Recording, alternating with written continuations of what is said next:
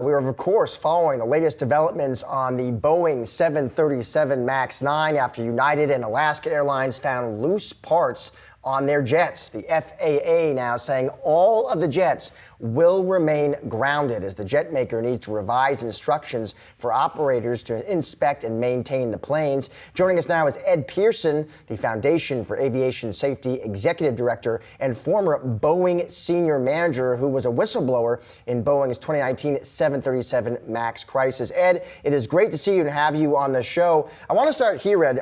Listen, you used to work at Boeing, so I'm just curious, when you saw those same images, Ed, that we all did, this door plug blown out midair at 16,000 feet, what did you think, Ed? What was your response? Well, thanks for having me. And yes, first of all, it's obviously horrifying to see that happen. And we're so grateful that nobody got killed. And as many people have talked about, if that plane had been higher, the pressure would have been greater and there could have been, a lot of people killed. So it was very disturbing to see, but honestly, it wasn't a surprise given the situation we've been seeing with the Boeing company and all the production quality defects. Ed, it's Julie here. So if I'm not mistaken, you left Boeing, in 2019? Is that right? I left just before the first Lion Air crash that occurred. So I left in August of 2018. Okay, gotcha. So I'm just curious, now as an outside observer of the company, what do you think they have changed in terms of internal controls, et cetera, at Boeing? Well, as an outsider, I would say that I think there's been very little changes. That's mostly based on people that talk to us. We have Boeing employees and former Boeing employees that share information with us. And really, the information that we see that comes out in the news is pretty telling. When we see basically a new production quality defect, it seems like it comes out every other month. And we've had at least 20 serious ones that have come out in the last, since the plane was returned to service. So it is very concerning. We've also been tracking closely safety reports and incidents. So all of this kind of adds up, and it does make you feel a little bit like deja vu, and we're really concerned about it, to be honest.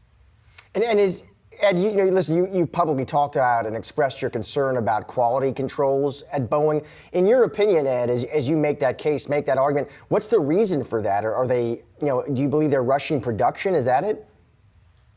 Yes, that's exactly it. The Boeing employees, when they're properly trained and equipped and have proper tools and supervision and all that and technical, quality control, they do wonderful work. But when you put employees, like any humans, under pressure like that to produce, mistakes are made. And unfortunately, shortcuts occur, not necessarily intentional, but those things happen. And so, making an airplane is obviously a very complicated operation, and you have to do everything perfect.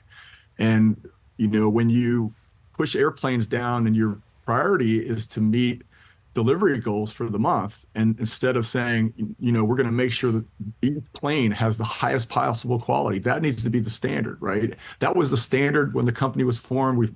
The company has a long history of building outstanding products that last, decades.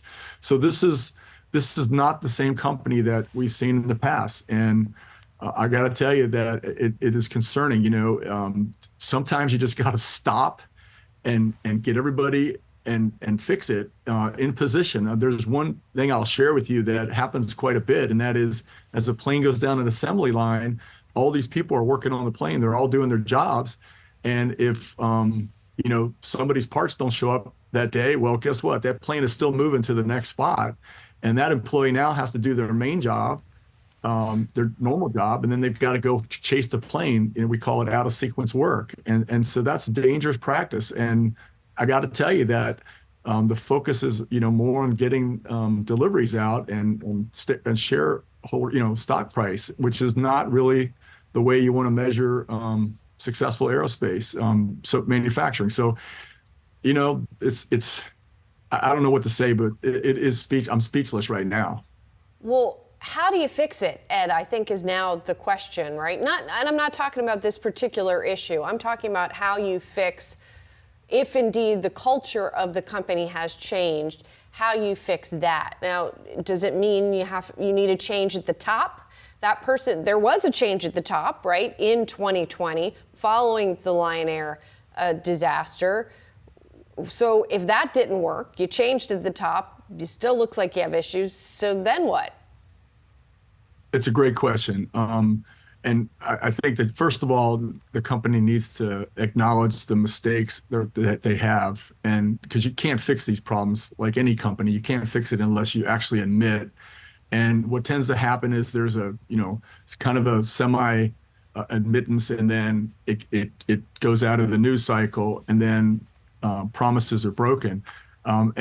And let's face it, any organization, the culture is critical, and it is set at the top. And I'm talking, the board of directors, and the CEO and the C-suite. As I've told other reporters, they need to get out of their corporate headquarters, and they need to spend time with their troops on the factory floor, and they need to understand what they're dealing with. And it's just, I think there's like two different worlds out there. And if it was up to me, I would absolutely advocate the change of leadership. CEO Dave Calhoun, who I don't know personally, I know has been on the board for years.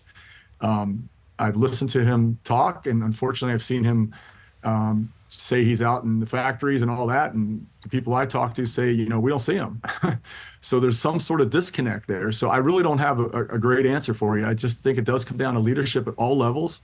If you're a frontline employee, we teach this in the military. If you're a young first line or employee, and you see something that's wrong, you need to stop and get it fixed properly.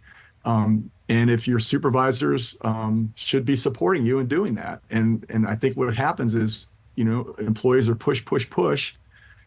Sometimes they speak up, and they are, things can happen. They don't.